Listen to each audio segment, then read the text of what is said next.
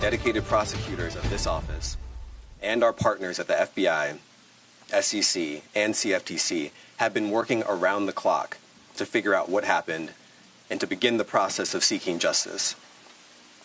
This morning, we unsealed an 8-count indictment charging Sam Bankman-Fried, FTX's founder, with a series of interrelated fraud schemes that contributed to FTX's collapse. I authorized these charges last week, Wednesday. A grand jury here in Manhattan indicted Mr. Bankman-Fried last week, Friday. We obtained a warrant for his arrest, and that arrest was executed yesterday in the Bahamas. Now, let me be clear. My remarks today are going to be limited. That is by design. This investigation is very much ongoing, and it is moving very quickly. But I also want to be clear about something else. While this is our first public announcement, it will not be our last. The indictment has 8 counts, but effectively, it outlines 4 different areas of misconduct. First, we allege that Bankman-Fried defrauded customers at FTX.com, the cryptocurrency exchange that he founded. Second, we allege that he defrauded lenders to Alameda Research, his proprietary hedge fund. Third, we allege that he defrauded investors in FTX. And lastly, we allege that he violated campaign finance laws. Now, let me say a little bit more about what we allege in the indictment. First, we charge that from 2019 until earlier this year, Bankman-Fried and his co-conspirators stole billions of dollars from FTX customers.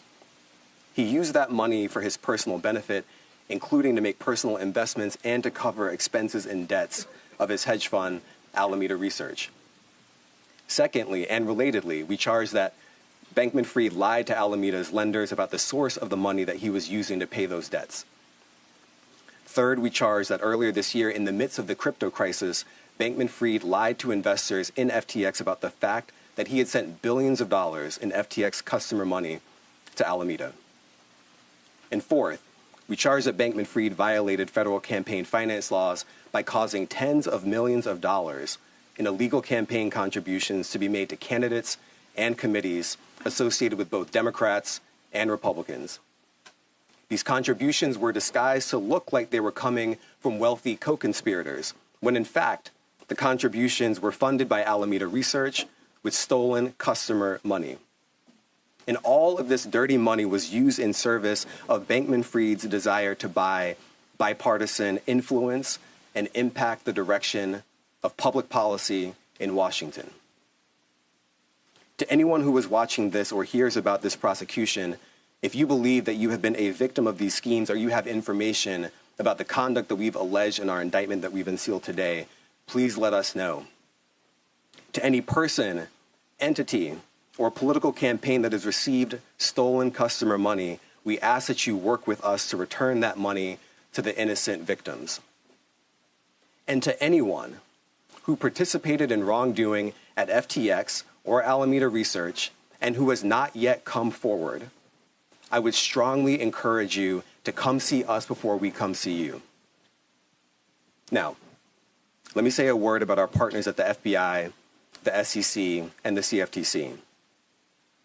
The women and men of the FBI are some of the finest public servants in this country, and they have been with us since day one in this investigation, and there is no one better to work with. I want to thank the brilliant lawyers at the SEC and the CFTC. This investigation is complex and it's sprawling. We embrace that kind of challenge here in the Southern District of New York, and we always want the CFTC and the SEC by our side when we're doing that. And finally, I want to thank the career prosecutors from my office handling this case, Nicholas Rose and Danielle Sassoon, and their supervisors, Scott Hartman and Matthew Podolsky, the chiefs of our Securities and Commodities Fraud Task Force. I want to acknowledge the contributions and hard work of the prosecutors from our Money Laundering and Transnational Criminal Enterprises Unit, including Samuel Raymond and Thane Wren, and their chiefs, Jessica Feinstein and Tara Lamort. And I want to acknowledge the contributions from the chief of our Public Corruption Unit, Rebecca Donaleski. This should be very clear, but it's an all-hands-on-deck investigation here in SDNY, and I couldn't be prouder of the team that I'm privileged to lead. I now want to invite up to the podium FBI Assistant Director in Charge, Michael Driscoll.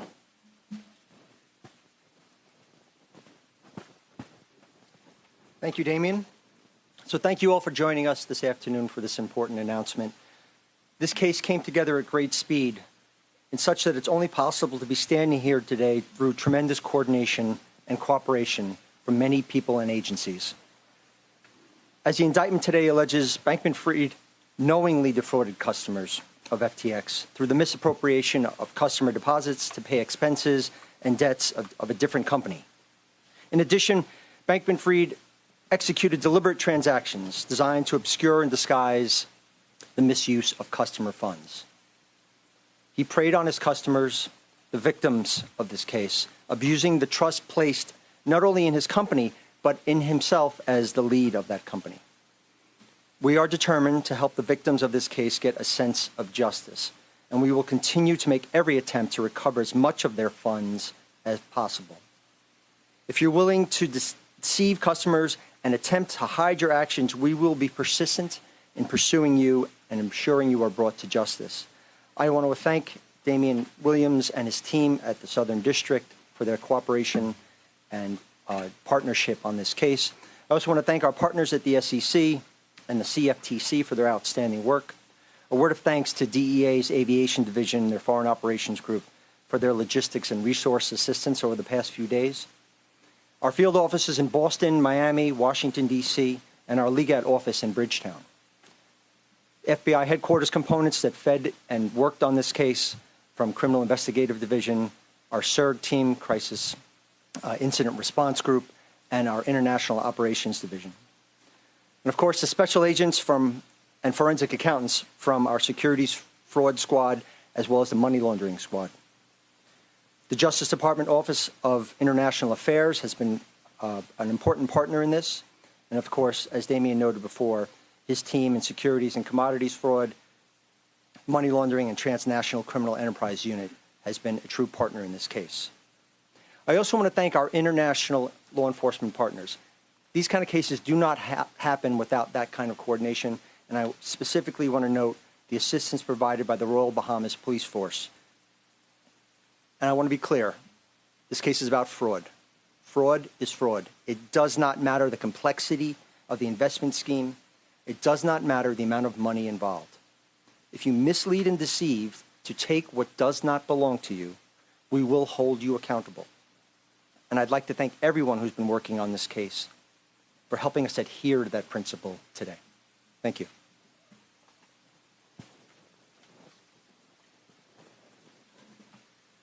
Good afternoon, everyone. I'm Kabir Graywal, the Director of the SEC's Division of Enforcement.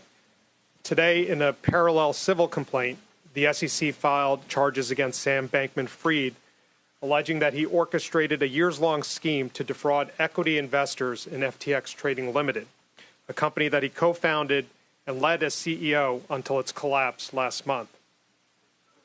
As alleged in our complaint, starting in 2019 and continuing through November 2022, Bankman-Fried raised more than $1.8 billion from equity investors on the basis of lies. You see, FTX operated behind a veneer of legitimacy that Bankman-Fried created by, among other things, repeatedly touting to investors FTX's top-notch automated risk controls that he claimed protected customer assets, and by repeatedly claiming that those assets were at all times safe, segregated, and secure. But as we allege in our complaint, that veneer wasn't just thin, it was also fraudulent. Because in reality, from FTX's inception in 2019, Bankman-Fried began secretly and improperly diverting FTX customer funds to his crypto hedge fund, Alameda Research. And as alleged in our complaint, he then misused those funds to make undisclosed venture investments, lavish real estate purchases, and large political donations. Bankman-Fried's claims about FTX's sophisticated risk controls and other customer protections were simply bogus. Similarly, his representations to FTX investors and trading customers concerning Alameda were also part of that carefully crafted veneer and were similarly false and misleading. He frequently claimed that Alameda was just another customer with no special privileges at FTX. But in truth, Bankman-Fried directed that Alameda be exempt from the very risk management measures that he touted to FTX investors and to its customers. He also provided Alameda a virtually unlimited line of credit funded by FTX customers.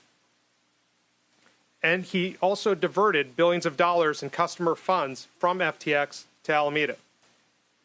Bankman-Fried's entire house of cards started to crumble as crypto asset prices plummeted in May of 2022, and as Alameda's lenders demanded repayment on billions of dollars in loans. But to continue propping up his empire, we allege that Bankman-Fried diverted billions more in FTX customer assets to Alameda, even as it was increasingly clear that Alameda and FTX could not make those customers whole.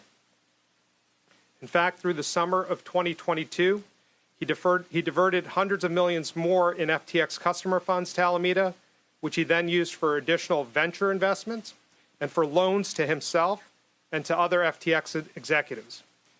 All the while, he continued to make misleading statements to investors about FTX's financial condition and about its risk management. And even in November 2022, faced with billions of dollars in customer withdrawal requests that FTX could not fulfill, Bankman-Fried misled investors from whom he sought still more money to plug the multi-billion-dollar holes that he had created. His brazen multi-year scheme finally came to an end when FTX, Alameda, and their tangled web of affiliates filed for bankruptcy on November 11, 2022. That collapse has had far-reaching consequences for FTX customers, for its investors, and for its counterparties. And our investigation into those consequences, into those individuals and entities involved, remains ongoing. But one immediate takeaway from today's announcement should be that non-compliant trading platforms pose dramatic risks to both their investors and to their customers. Among other things, they don't provide them with the same robust level of disclosures and protections against fraud and conflicts of interest. That's what traditional U.S. registered securities exchanges provide. So it's imperative that non-compliant platforms come into compliance. But as Chair Gensler has made clear, the runway is getting shorter for them to come in and to register with us. And for those who do not, the Enforcement Division stands ready to take action. I'd like to recognize the incredible team from our Crypto Assets and Cyber Unit and from across our division responsible for today's action. Devlin Sue, Ivan Snyder, David Brown, Brian Huckrow, Pasha Salimi investigated this matter under the supervision of Amy Hartman, Michael Brennan, Jorge Tenrero, and David Hirsch. Amy Burkhart and David D'Audio will lead the litigation against Bankman-Fried under the supervision of LaDan Stewart and Olivia Che. Finally, I want to commend our partners here at the Southern District of New York under the leadership of U.S. Attorney Damian Williams and our partners at the FBI and the CFTC. This is yet another strong example of the collaboration that you see before you this afternoon. With that, I'll turn it back to U.S. Attorney Williams. Thank you. I'd like to welcome up Gretchen Lowe from the CFTC. Good afternoon. I'm Acting Director Gretchen Lowe, Acting Director of the Division of Enforcement at the CFTC. Gretchen Lowe, thank you so much for the opportunity to speak today. Today, the CFTC filed a complaint against Sam Bankman-Fried and his companies, FTX and Alameda, charging a fraudulent scheme that dates back to the launch of FTX.com exchange in May 2019. The CFTC's complaint specifically charges defendants with fraud by misappropriation of customer funds, as well as false statements to the public, customers, investors, and Congress about the handling and security of those funds. As alleged, there are over $8 billion in customer losses that we've ascertained as of today. The rippling consequences of defendants' fraud are vast and have done significant damage to the integrity of the evolving digital asset market.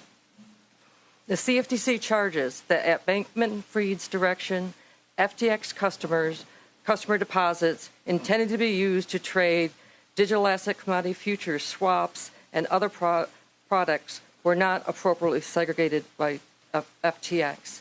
Instead, customer funds were held in Alameda accounts where they were commingled and misappropriated for a variety of unauthorized purposes, such as use in high-risk investments and other digital asset enterprises, political contributions, and to purchase luxury real estate. As charged, the fraudulent use of customer funds by Bankman-Fried and his companies were inconsistent with the touted FTX terms of service and contrary to numerous public statements made by Bankman-Fried. The CFTC also charges that defendants created features in the underlying code for FTX that allowed Alameda to have essentially an unlimited line of credit on the exchange. Defendants also provided Alameda with unfair trading advantages, including quicker execution times and an exemption from FTX's auto liquidation risk management process.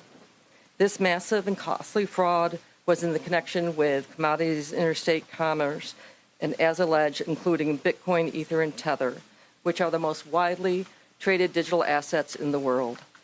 Bitcoin and Ether also underlie derivatives contracts on CFTC-designated exchanges. Lastly, standing here today with the U.S. Attorney's Office at the Southern District, FBI, and the SEC represents yet another stellar example of the importance of federal regulators and federal criminal authorities working collaboratively and effectively with each other to achieve justice. The teams worked quickly and tirelessly to obtain compelling evidence and to begin to hold those responsible for the FTX collapse accountable, all within a very short time frame. Thank you to all at the SDNY, FBI, and SEC for your cooperation. And thank you to the CFTC team, Nina Rubinsky, Carlin Metzger, Brian Sue, Ben Jackman, Yusuf Japar, supervised by Deputy Director Robert Howell and Chief Trial Elizabeth Pendleton, and many, many others at the Commission who supported the work. I am proud of your hard work, your dedication to the mission of the Commission, and for always acting in the public interest. Thank you.